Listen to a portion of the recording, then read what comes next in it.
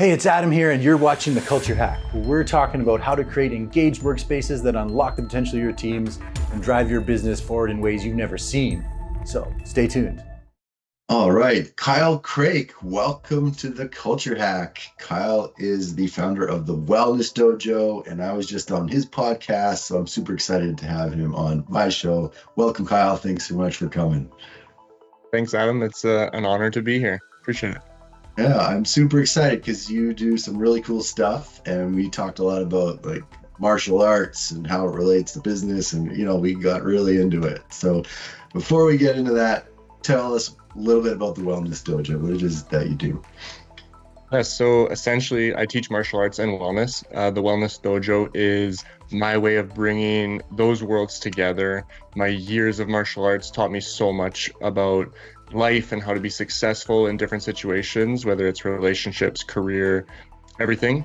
And so the Wellness Dojo is my way of bringing those martial arts principles to everybody, whether they're doing martial arts or whether they're just looking to live a life a little bit better. So, okay, amazing. And we actually talked a little bit about some of the team building stuff that you do with Kung Fu, right? Tell me a little bit about that.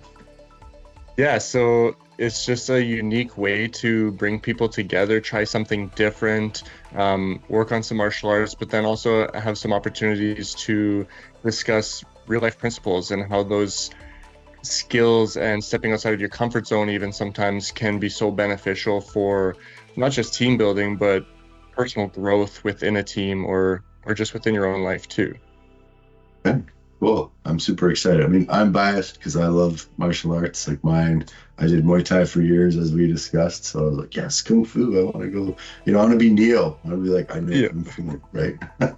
Yeah, I know. I love those movies. Every time I tell all my students now to watch them. I'm like, go watch it. You'll see things that you do are cool. I promise. The things we're learning.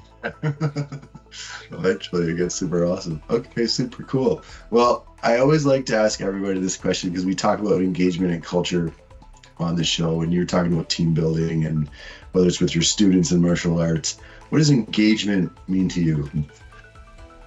Engagement. What does engagement mean to me? Engagement to me is it's a feeling, right? It's about not just people doing things, but people feeling that they're working towards something purposeful, I think, is really important with engagement. For example, when I'm teaching martial arts, I'm not just teaching them techniques so that they can go and compete in a tournament. I'm always looking to bring them in a way that is beyond the martial art. And to me, that's really what true engagement is, whether it's in martial arts, whether it's in your work life. It's like, are you doing something that's meaningful to you that you can take with you outside of that space and be able to incorporate that or use that fuel for your passions in life? I think there's so much in terms of when we're learning skills and with identity and those types of things, we identify as like, I'm a martial artist because I have these skills, for example, or I'm an accountant because I have these skills. There's so much more to it that we can take in different areas of our life. I think when we're fully engaged in something, we're embracing all those aspects of it and able to take it with us no matter where.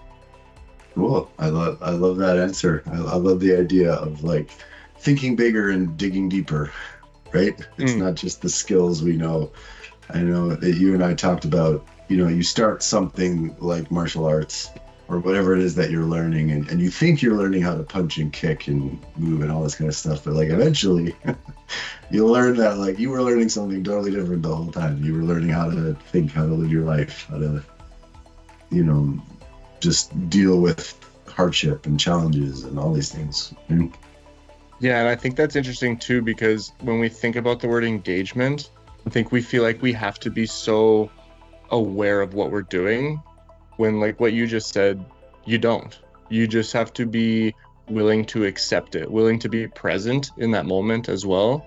Because when you're fully present in the moment, then I think with martial arts as the example, you're learning those techniques. You're just focused on being present. You're not too worried about, am I going to win at the next tournament or am I going to perfect this movement? You're just present in the moment, and then you are able to take in more, I believe. I love that. So Do you have some stories that you can talk about where you've done some of your programs with, groups of people and how it's benefited them? Yeah, I've done a lot of different programs with martial arts. A lot of them with youth as well, and those are sometimes some of the best stories that I have. But I'll use something a little bit different. Just over a year ago, I think 2 years ago, we started finally doing just an adults only class in my Kung Fu program.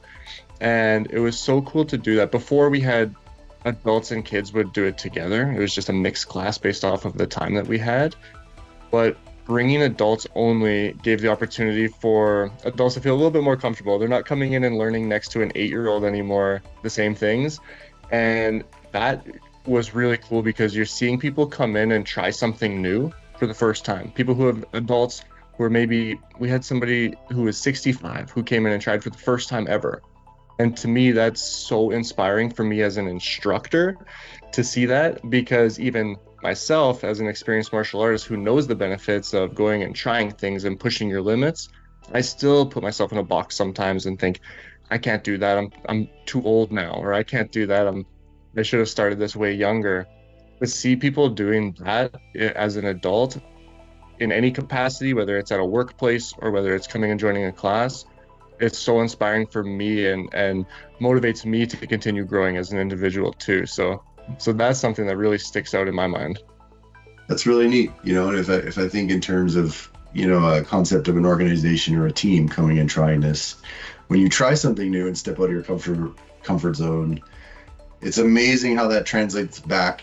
Then you go back to your work and you're just a little bit more maybe open to try something new or embrace change a little faster. So, there is this sort of return on, pushing people out of their comfort zone and taking that moment for a second in a different or unique way, right?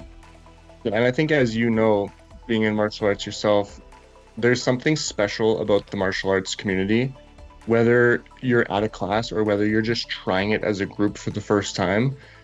It's hard to explain, it's hard to describe, but there's just something special about the sport where I think it's because everybody's going in with the risk of looking foolish, because you're throwing a kick. If you've never thrown a kick before, you feel like you're Bambi.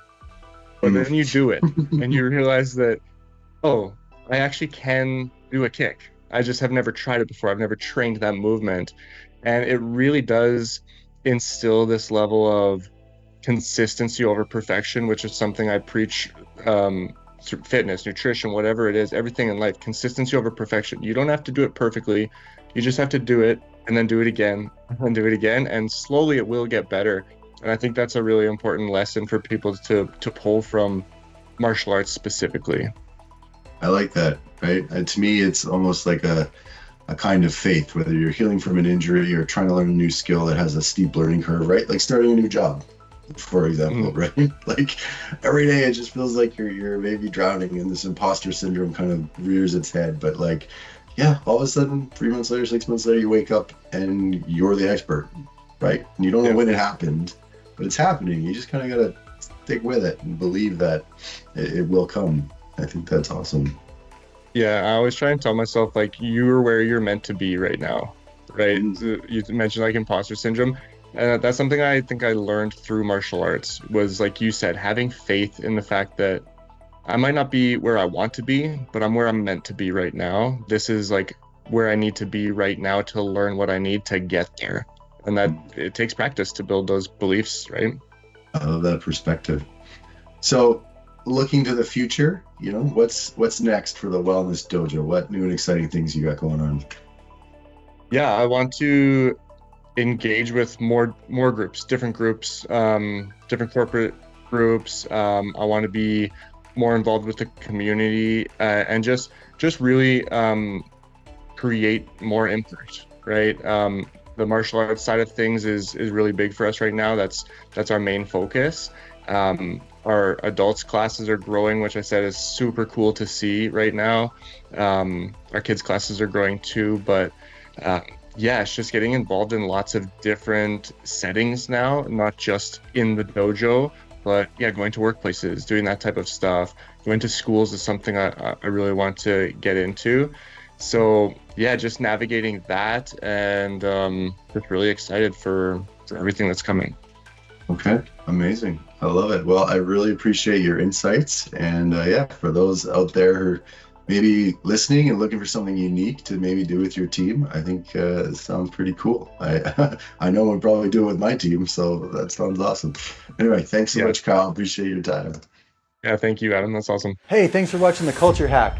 Do you want to chat culture and engagement? Give us a call and come on the show.